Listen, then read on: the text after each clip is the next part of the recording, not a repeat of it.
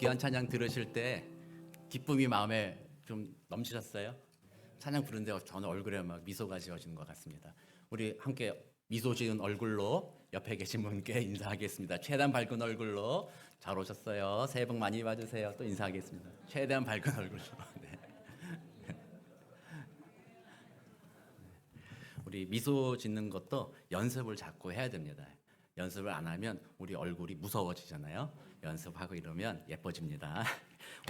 오늘 우리에게 주신 하나님의 말씀 보겠습니다. 우리 하나님 말씀 갈라디아서 2장 우리 16절에서 21절까지 말씀인데요. 저와 여러분이 한 절씩 교독하고 우리 21절은 함께 읽겠습니다.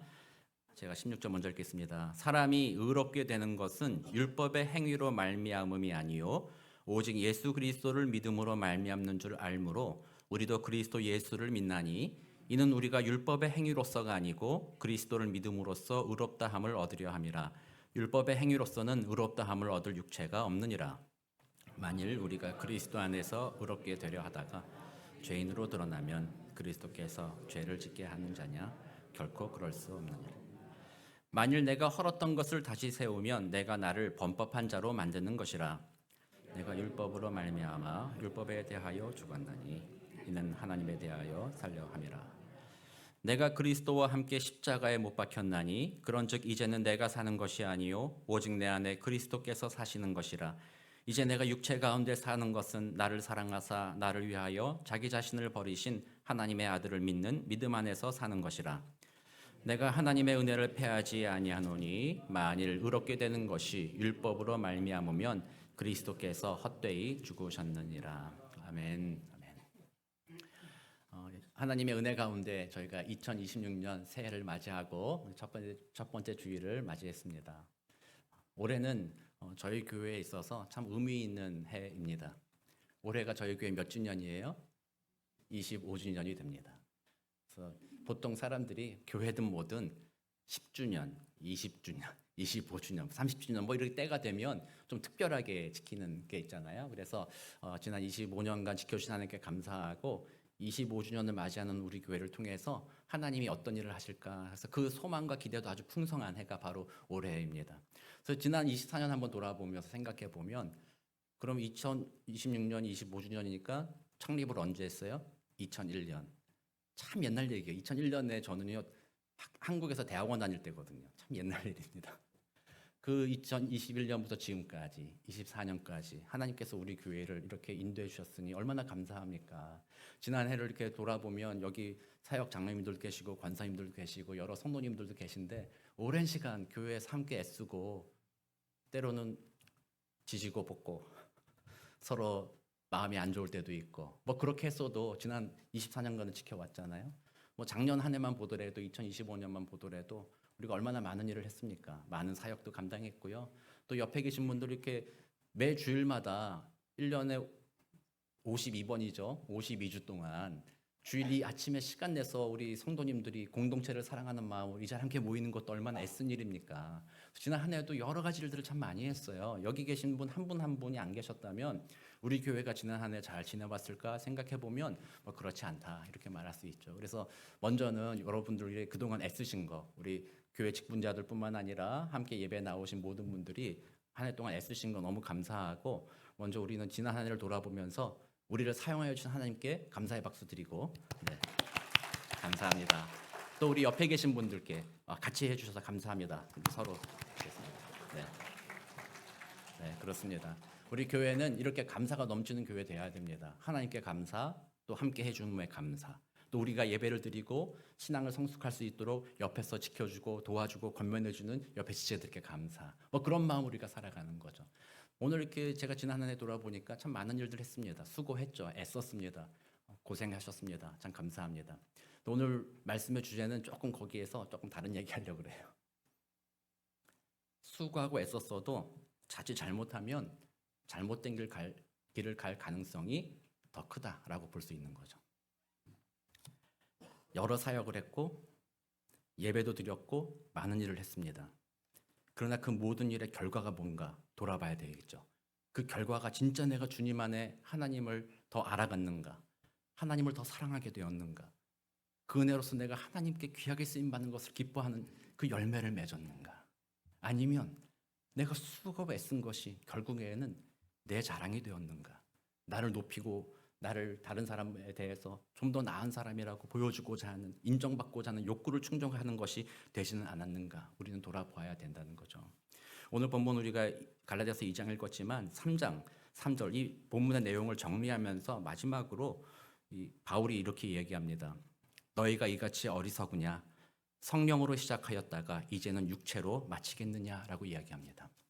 시작은 복음으로 시작할 수 있습니다. 은혜로서 내가 주님을 사랑합니다. 주님이 내게 베풀어 주신 은혜가 너무나도 큽니다. 그러니 내가 이 직분을 감당하겠습니다. 목사로서 저도 주님의 은혜가 너무 커서 하나님, 내가 주님의 말씀을 전하는 주님의 말씀의 사역자가 되기를 원합니다. 나는 아무것도 아닙니다. 나는 이 세상에 사라져도 괜찮습니다. 나를 통하여 주님만이 높임 받으시기를 원합니다. 내가 그 일을 위해서 목회자가 되기를 원합니다. 그런 마음으로 시작하였으나 열심히 달려온 후에 남아있는 것이 주님의 영광이 아니라 나의 영광이라면, 내 인정을 추구하고 내가 다른 목사들보다 뛰어나다는 것을 추구하는 그런 길로 빠져버렸다면 결국 바울이 경고한 그 경고문이죠. 성령으로 시작하였다가 이제는 육체로 마치게 되는 거죠. 얼마나 비참한 인생입니까? 스스로는 평생토록 주의 일을 했습니다라고 말할 수 있습니다. 그러나 마지막에 가서는 하나님께서 이렇게 얘기합니다. 나는 널 모르겠다. 주님, 내가 주의 이름으로 병도 고치고 주님을 증거하지 않았습니까? 그랬니? 그런데 나는 너를 도무지 모르겠다. 얼마나 비참한 인생입니까? 우리가 이렇게 수고하고 애쓰는 것들을 계속 해나가야 됩니다. 수고하고 애쓰는 것을 그만두라는 것이 아닙니다. 중요한 것은 그 수고하고 애쓰는 것의 끝이 어디를 가고 있는지, 우리가 어느 방향으로 가고 있는지를 늘 돌아보아야 된다는 것이죠. 개혁주의의 본래 의미가 바로 그겁니다. 종교개혁 당시에 개혁가들은 우리가 하나님의 말씀 이외에 자꾸 세상적인 어떤 것들을 교회와 신앙생활에 덧붙이고 있지는 않은가, 다시 말씀으로 돌아가 보자. 그리고 다시는 곁길로 가지 말고 말씀이 인도하는 대로 그 길로 가보자. 이게 개혁주의의 기본적인 신앙의 고백이었습니다. 그래서 개혁주의 성도들이라고 한다면 늘 말씀에 비추어 자신의 삶을 돌아보는 삶을 살아가는 것이 개혁주의, 개신교 성도들의 삶의 태도가 되어야 합니다. 그러나 우리는 어리석기 때문에 그렇게 반성하고 싶어 하지 않습니다. 돌아보고 싶어 하지 않습니다. 그냥 되는 대로, 교회가 이렇게 하려면 그냥 하는 거지, 그렇게 되는 대로 걸어가다 보면 어느 순간엔가 그것이 기쁨이 사라지고 복음의 능력이 사라지고 어느 순간엔가 그냥 껍데기만 남은 종교 생활만 남아있는, 마음은 끝없이 공허하고 마음은 끝없이 불만과 불평, 공허와 이렇게 해도 되나 이런 생각으로 인해서 기쁨은 사라진 채 신앙생활을 하는 것처럼 보이지만 결국에는 마지막에 갔더니 그 알맹이가 텅 비어버려 있는, 육체로 마치는 그런 경우가 있을 수 있다라는 거죠. 그러므로 우리는 또다시 우리를 돌아보는 거죠. 바른 길 가고 있나.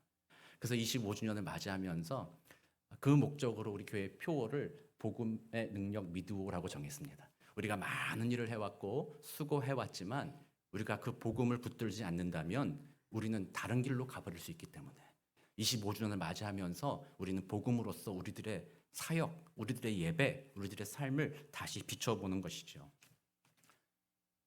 너무나도 중요한 일입니다. 세상적인 사람도 이런 이야기 많이 합니다. 제가 군대에 있을 때인데요. 군대 지휘관이 잘못된 정보를 줄 때도 많이 있어요. 야, 저기 가서 땅 좀 파. 왜요? 파라면 파. 가서 땅 삽질 막 열심히 하면 뭐라고 그래요? 지휘관이 와서 여기가 아닌가 보다. 저기 봐. 저기 가서 삽질 막 하면은 또 와가지고 다른 지휘관은 또 와가지고 여기가 아니다. 저기 봐라. 그런 경우들 있잖아요. 열심히 안 한 게 아닙니다. 열심히 했잖아요. 땅 파느라고 얼마나 땀을 뻘뻘 흘렸어요. 열심히 했는데 하고 난 결과가 헛수고인 경우들이 있다라는 거죠. 제가 한번 소개했던 고등학교 때 제 친구, 저보다 더 열심히 공부했던 친구. 저는 적어도 12시, 1시에는 잤는데 그 친구는 밤새 공부했던 친구예요. 시험만 보면 저보다 시험을 못 봐. 점수가 안 좋아. 안타까워서 물어요. 야, 도대체 너 공부를 그렇게 열심히 하는데 왜 점수가 안 좋으냐? 너 뭘 보냐? 가서 보면 꼭 그 친구가 열심히 하는데 뭐라고 있어요? 시험 범위가 아닌데 공부하고 있어요. 수업 시간에 선생님이 말하는 시험 범위 여기다 안 들어. 집에 와서 열심히 내가 마음 먹었어. 오늘 여기서 여기까지 공부해야 되겠다. 막 열심히 공부하고 시험에 딱 가니까 뭐야? 시험 범위가 아니야. 시험 범위는 공부를 또 안 했어요. 또 그러니까 저보다 성적이 안 좋을 수밖에 없어서 그 친구예요. 제가 야 헛다리 짚지 마 제발. 쓸데없는 거 공부하지 마라. 뭐 그런 경우 있는데요. 우리가 웃으면서 넘어가잖아요. 우리가 그럴 수 있다니까요. 주님 안에서 열심히 일했어. 열심히 사역했어. 열심히 막 했는데 하나님 앞에 갔더니 뭐 했니? 야 그거 아니잖아. 열심히 했는데 그거 아니잖아. 우리가 그럴 수 있다라는 거죠. 그래서 우리는 주기적으로 우리들의 삶을 말씀에 비춰봐야 되는 거예요. 복음에 비춰봐야 되는 거예요. 내가 바르게 살고 있나? 나의 열심이 바른 길을 가고 있나? 그것을 비춰보는 것이 필요한 것이죠. 그래서 이제 우리 교회 올해 복음의 능력 믿으오 이거예요. 약간 중의적인 의미가 있죠. 복음의 능력 믿으오 이렇게 할 수 있죠. 묻는 거죠. 믿으십니까? 또 복음의 능력 믿으오. 믿으라는 말이죠. 이런 중의적인 의미가 있는데 올해 우리는 그 복음을 더 붙잡는 그런 한 해가 되길 원해요. 그래서 우리가 여러 가지 사역이 있고 25주년 꿈도 있고 소망도 있고 많은 것 있지만 그런 것 하기에 앞서 복음을 붙들어서 방향을 바로 잡아야죠. 이 산을 파야 되겠구나. 그걸 바로 잡아야죠. 그래야 그 산을 파야 열매가 있는 거죠. 그걸 바로 안 잡고 다른 데 파고 그러면 헛수고 되는 것처럼 그런 의미에서 올해 우리가 복음을 붙잡을 것입니다. 복음을 붙든다. 복음을 붙잡는다. 이게 좀 추상적인 표현이잖아요. 그래서 잘 이해가 안 돼요. 그래서 이걸 이렇게 표현할 수 있습니다. 그것은 나를 바라봤던 시각들 또는 내 상황과 환경을 막 생각해봤던 그런 것들 거기로부터 눈을 떼서 하나님께로 눈을 고정하는 겁니다. 하나님이 하신 일, 예수 그리스도가 하신 그 일, 그리고 예수 그리스도가 장차 하실 그 일, 그것들에게 우리들의 눈을 고정하는 것, 그게 바로 복음을 붙잡는다라는 거예요. 주님이 하신 일을 바라보는 겁니다. 내가 한 일을 바라보기 시작하잖아요. 그건 육체의 일입니다. 그것은 율법의 일입니다. 내가 이만큼 했는데, 내가 이렇게 수고하고 내가 이렇게 애썼는데 왜 하나님 나에게 상을 안 줍니까? 내가 이 정도 수고했으면 나는 구원받을 만한 자격이 있지 않습니까? 막 애쓰는 거죠. 그때마다 사탄은 우리를 공격하죠. 그 정도 해서 되겠냐? 저기 친구는 40일 금식 기도도 한다더라. 너도 그 정도는 해야지 되지 않겠냐? 계속 사탄은 우리로 하여금 너는 부족하다. 너는 부족하다. 계속 공격합니다. 그 안에서 우리는 날마다 마음에 스스로 좌절하고 낙심하게 되는 거죠. 자기를 들여다보면 그렇게 됩니다. 상황과 환경을 바라보면 내 힘으로 할 수 있는 거 별로 없다 생각이 들기도 해서 깊이 좌절하게 됩니다. 그래서 자기를 바라보는 것은 자기를 해방시키지 못합니다. 오늘날의 문화가 자기를 들여다보라고 하는 문화입니다. 너의 마음을 생각해봐. 깊이 명상해봐. 명상해서 너의 마음을 끄집어내봐. 그 마음을 네가 깨닫는다면 너는 그때 참 행복을 누릴 거야 라고 말하는 것이 오늘날 세대의 어떤 심리 치료 방법이기도 합니다. 그러나 우리는 알고 있습니다. 그것은 우리 치료하지 못한다는 걸요. 나에게 점점 집중하면 집중할수록 우리가 자유롭지 못하고 오히려 우리는 더욱 얽매게 된다는 것을 우리는 알게 됩니다. 그러므로 우리는 주님을 더 바라보는 것입니다. 정교교가 마틴 루터는 이렇게 이야기합니다. 나는 복음의 귀를 기울여야 한다. 그 복음은 내가 할 일을 가르치는 것이 아니라 하나님의 아들이신 예수 그리스도가 나를 위해 하신 일을 가르쳐준다. 즉 그분은 나를 죄와 사망에서 해방하기 위해 고난을 당하시고 죽으셨다는 것이다 라고 말합니다. 우리 개신교인들, 예수를 믿는 자들이 해야 할 일은 교회 봉사 이런 것들은 다 나중 일입니다. 먼저 해야 되는 모든 것들은 주님을 바라보는 것이죠. 예수님이 하시는 것을 바라보는 것이죠. 2026년도 첫 해 예배를 드리는 여러분들의 눈길은 2020년도에 경제적으로 또는 사회적으로 내가 어떻게 더 번성하고 더 많은 것을 누리고 그 소망으로 2026년도를 맞이하기에 앞서 십자가를 바라보는 것입니다. 날 위해 고통당하신 예수 그리스도의 저 십자가. 지금 우리 교회는 매끈매끈한 십자가 걸려있지만 거친 저 십자가, 예수의 피가 묻어있는 저 십자가, 그것을 바라보는 것, 그것이 복음을 붙든다라는 것이지요. 그랬을 때 하나님이 하신 일들을 알게 된다라는 겁니다. 그리고 그분을 바라보면 바라볼수록 우리는 그분으로부터 흘러나오는 은혜와 자유를 누리게 됩니다. 그리고 그 은혜와 자유 안에서 우리들의 삶이 재편됩니다. 그분을 닮아가기 시작하는 거죠. 그게 복음의 능력입니다. 세상 사람도 좀 그래요. 이런 이야기를 세상 사람들은 다른 말로 해요. 심리적인 용어로 여러분들도 잘 아는 거예요. 모델링, 아이덴티피케이션, 동일시 이런 말로 얘기를 해요. 여러분들도 그런 거 있잖아요. 세상 사람들이 물어보잖아요. 당신의 롤모델은 무엇입니까? 누구입니까? 이렇게 물어보잖아요. 그럼 나의 롤모델은 누굽니다. 말하면 그 사람을 계속 사모하게 되잖아요. 계속 바라보면 결국 어떻게 돼요? 그 사람처럼 된다. 이게 세상의 방식 아니겠어요? 시인 랄프 waldo 에머슨이라는 사람이 있는데 우리 한국 사람한테는 잘 모르는 사람이에요. 저도 잘 모르긴 한데 1800년도 시인입니다. 근데 이 사람이 일기장에서 뭐 이렇게 썼다고 얘기해요. 인간은 뭔가를 예배하게 되어 있다. 그래서 우리는 무엇을 예배할지 조심해야 한다. 우리 자신이 우리가 예배하는 대상처럼 되기 때문이다. 예배하는 대상처럼 된다라는 거예요. 시편 115편 8편입니다. 한번 같이 읽어볼까요? 시편 115편 8편 같이 읽겠습니다. 시작. 우상들을 만드는 자들과 그것을 의지하는 자들이 다 그와 같으리로다. 아멘. 요 바로 앞구절 115편 바로 앞구절에서는요, 우상은 뭐냐, 걸어다니지도 못한다, 그저 돌멩이뿐이다, 아무런 능력이 없다, 뭐 아무것도 아니다, 그 이야기를 하면서 그것을 만들고 그것을 숭배하는 자들이 결국에는 그 우상처럼 될 거다라고 얘기하는 거예요. 아무런 생명력이 없는 존재, 쓸모없는 존재, 그런 존재가 된다. 그래서 여기의 핵심은 자신이 숭배하는 것을 자신이 닮아간다라는 것이 성경에서 이미 이야기하고 있다라는 거죠. 그래서 우리도 K-팝 아이돌도 요즘에 유명하긴 하잖아요. 우리 애들 보면 어때요? 거의 우상시하잖아요. 그런 아이들 보면 어떻게 해요? 닮아가고 싶어지잖아요. 그 친구들이 만약에 짬뽕을 좋아한다. 나는 짬뽕을 싫어하는데 그 친구가 너무 좋아한다. 그러면 애들이 어떻게 해요? 짬뽕을 먹으려고 하잖아요. 저 친구가 좋아한다. 이런 사례가 있는지 모르겠어요. 그냥 제가 지어낸 말이에요.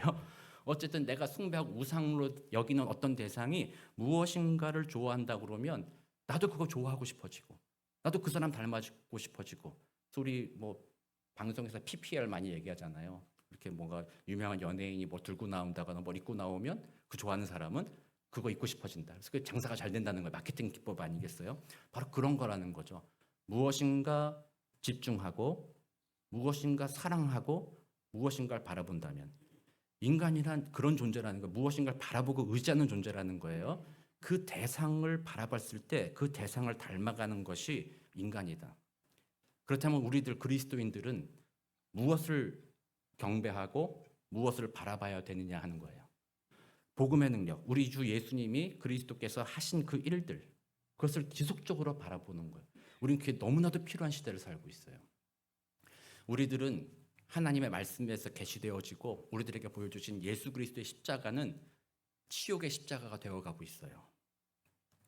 그 옛날 유대인들과 헬라인처럼 십자가는 어리석은 것이 되고 십자가는 유대인처럼 치욕스러운 것이 되어 있어요. 다른 사람을 위해서 나의 생명을 내가 손해봐? 얼마나 어리석은 일이에요. 모든 사람이 그렇게 생각하잖아요. 그런데 십자가는 말하는 거예요. 다른 사람을 위해서 생명을 내어주는 것이 하나님의 뜻이며 그것이 영생의 길이다. 그러니 오늘날 십자가는 그래서 인기가 없는 거예요. 여러분들은 십자가보다 그 자기 희생, 그 예수의 그 은혜보다 더 사랑하는 게 뭐예요? 오늘 유튜브에서 내게 주는 즐거움, 어떤 맛있는 것을 어떻게 먹을까, 어떤 여행을 어떻게 갈까, 이런 것들 우리가 더 추구함. 그거는 추구하는 건 나쁘지 않아요. 너무나 그거 TV에 세상 것에 너무나도 빠져 있어서 인생의 모든 생각을 거기에 집중하다 보면요, 글로 갈 수밖에 없는 거예요. 방금 말씀드린 대로 숭배하는 것을 따라갈 수밖에 없다라는 거예요. 그래서 그런 문화 속에 우리는 다시 한번 올해를 맞이하면서 여러분들께 도전하는 겁니다. 그러니까 여러분들이 지난 한 해 수고하고 애쓰신 거 너무나도 감사하고 귀한 일입니다. 그게 잘못되었다, 잘못된 길 같다라고 말씀드리는 것이 아니라 그 길이 벗어나지 않기 위해 올해 우리가 계속해서 그 일을 하고 수고를 할 텐데, 그 일이 벗어나지 않고 주의 일이 되기 위해서 우리가 올해 해야 될 것이 바로 더욱더 그리스도의 복음을 바라보는 거예요. 예수의 십자가를 더욱 바라보는 거예요. 그래서 그 십자가를 바라보는 그 복음의 능력 바라봤을 때 세 가지가 우리에게 어떤 삶의 변화를 이끌어내거든요. 그게 복음의 능력입니다. 이 세 가지를 올해 우리가 중점적으로 생각해 볼 텐데, 제가 오늘은 간단하게 그 세 가지만 말씀을 드리려고 해요. 첫 번째로 그 복음, 그리스도의 십자가, 그걸 지속적으로 바라보기 시작하잖아요. 그럼 그 복음은 우리들의 죄를 사해 주는 것뿐만 아니라 죄로 물든 우리들의 삶의 태도까지도 벗겨지게 만든다라는 거예요.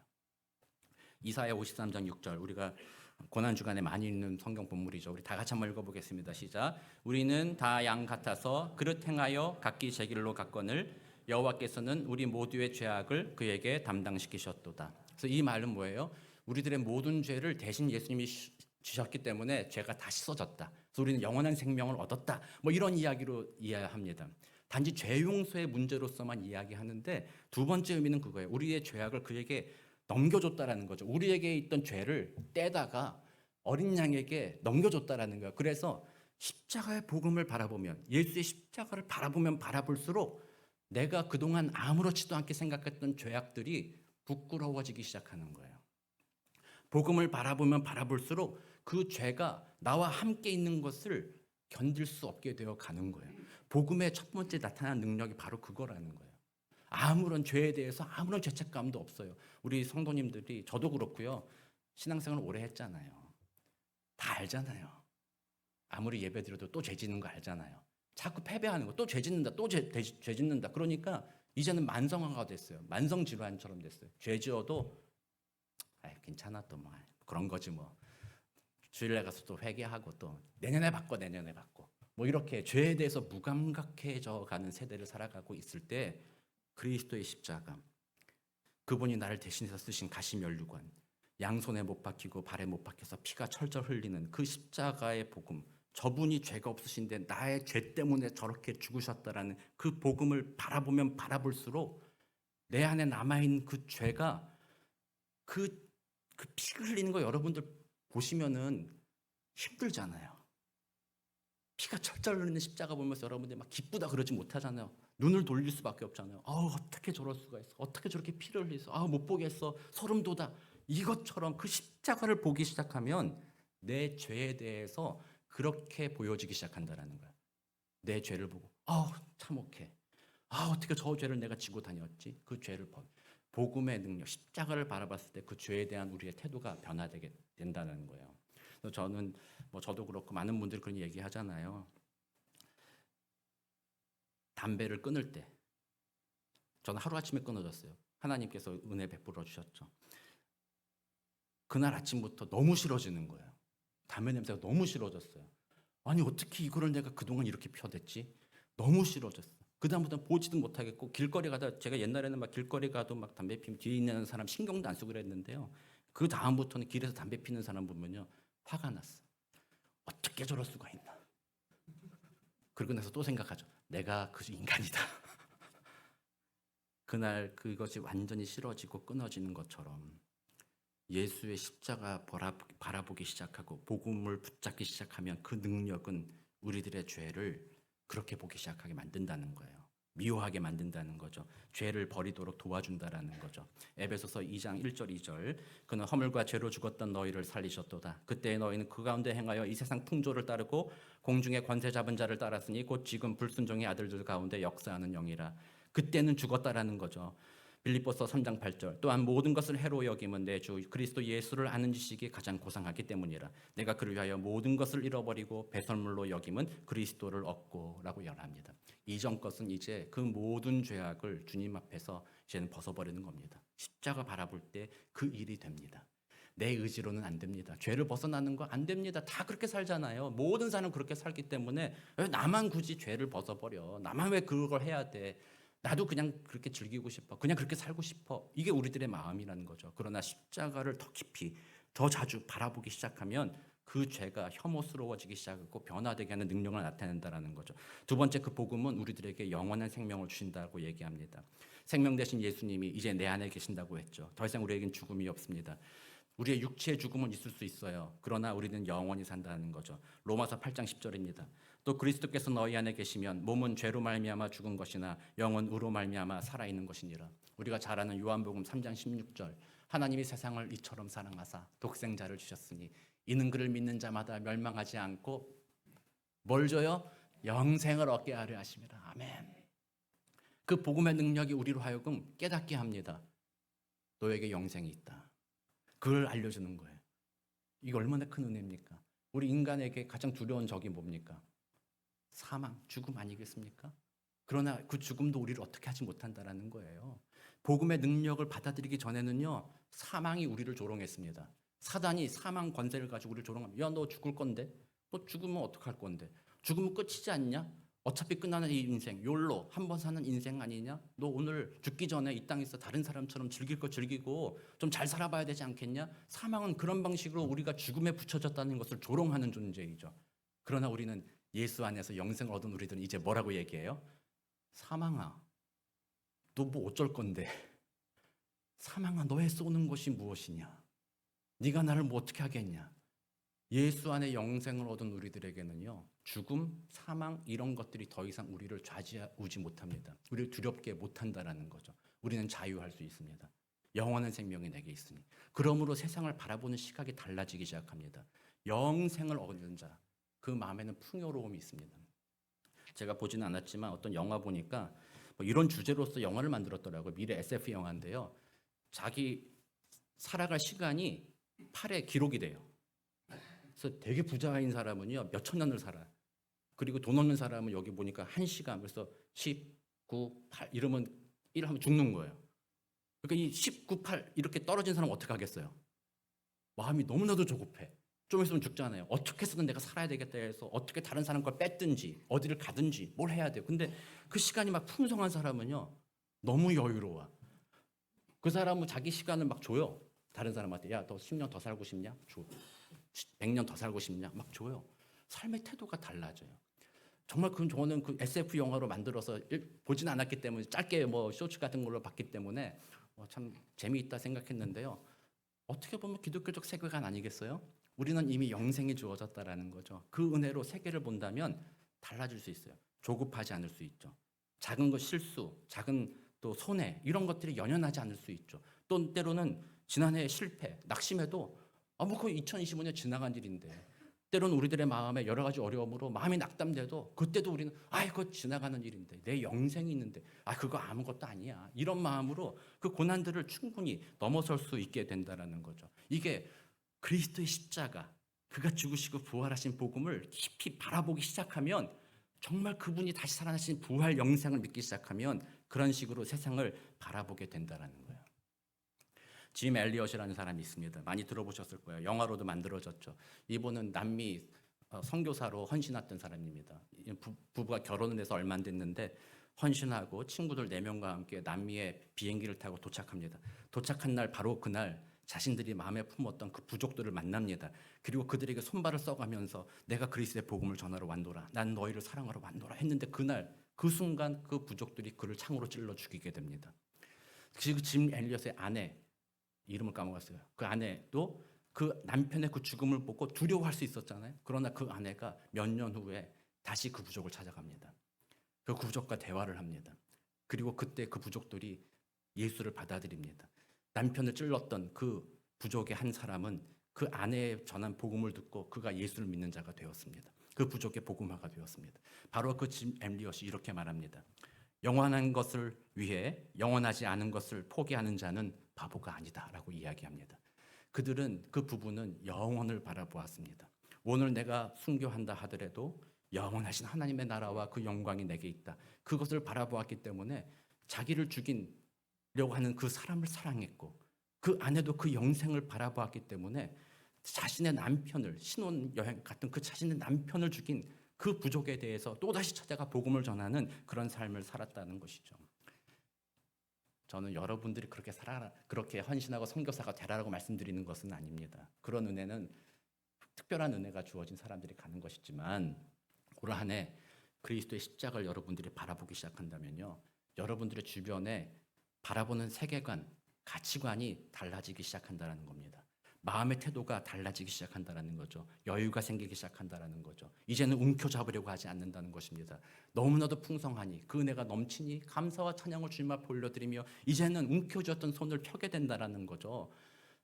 움켜쥐면 싸울 수밖에 없습니다. 이렇게 쳐야지. 펴면 안아줍니다.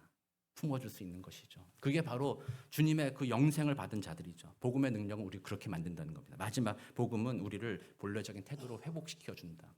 본래적인 태도는 예수 그리스도가 보여주신 것입니다. 아담 안에서 우리는 실패하였습니다. 그러나 예수 안에서 우리는 다시 구원받았습니다. 그리고 하나님은 말씀하십니다. 새로운 인류 예수 그리스도. 그가 세상 사람들에게 믿음의 본을 보였노라. 그러니 그를 따르는 자, 그와 함께 영생을 얻은 자라면 그분을 바라보기 시작하면 결국 그들의 삶이 그 예수 닮은 삶으로 바뀌어간다는 거죠. 아까 말씀드린 대로 자기가 예배하는 자를 닮아간다는 겁니다.